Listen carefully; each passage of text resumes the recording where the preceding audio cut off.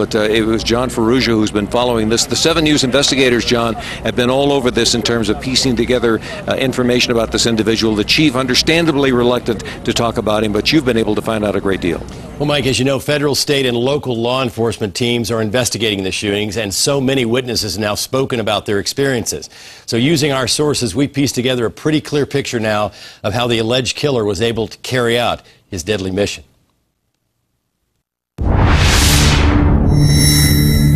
Sources familiar with the investigation say witnesses saw James Holmes enter the theater as a patron, having purchased a ticket. He sat for a bit as the film began and then left the theater by an emergency exit, propping the door open. According to law enforcement sources, Holmes went to his car, moving it to a space just outside the back door.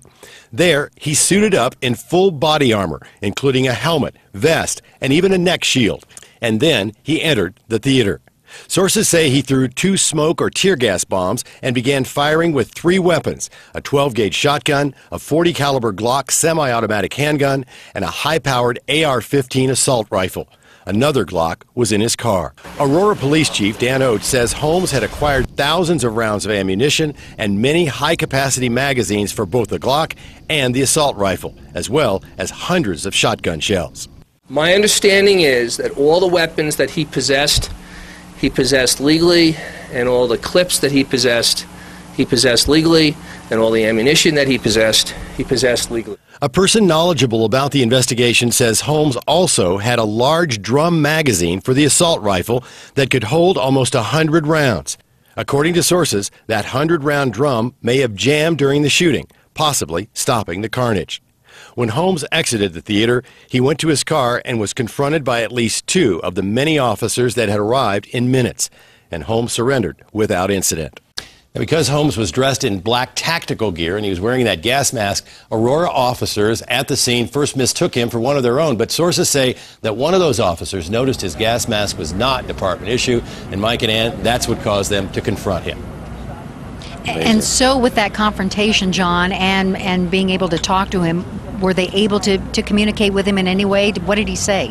Well, on the initial arrest, he told police he had acted alone, and he warned that there were explosives in his apartment that were going to blow up if they were tripped. And according to our sources, Holmes may have been so calm when he surrendered because he told the officers he'd taken a dose of the painkiller Vicodin about 2 hours before the shooting.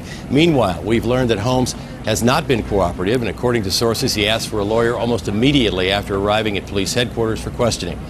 And finally, something that's very important today, we saw the emotion of Chief Dan Oates.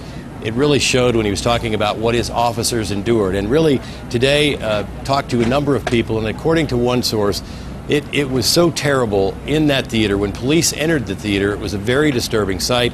Wounded and dying people on the floor. There were strobe lights flashing through that smoke, those smoke grenades, alarms going off, and all the while as they were there, that Batman movie was still playing on. Yeah. Still playing.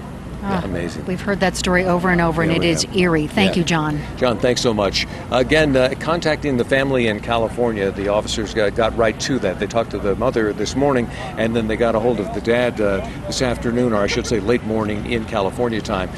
They got him on a plane, put him on a Southwest flight, and he flew out to Denver to be a part of the investigation as they try to find out more about this young man and what turned so dramatically in his life from a guy who was seeking a doctorate to someone who was seeking how many bullets he could get online and getting riot gear as well as weapons that were used to kill 12 people. That is the father right there, that gentleman in the plaid shirt and carrying the bag and wearing the glasses. That is the father of James Holmes, again coming in just this afternoon at about 1:30 at DIA and being whisked away by we believe federal investigators, not even allowing him to go inside the terminal at DIA, but taking him away in that SUV right there where he was taken to be to ask some questions about his son by police. And what had happened?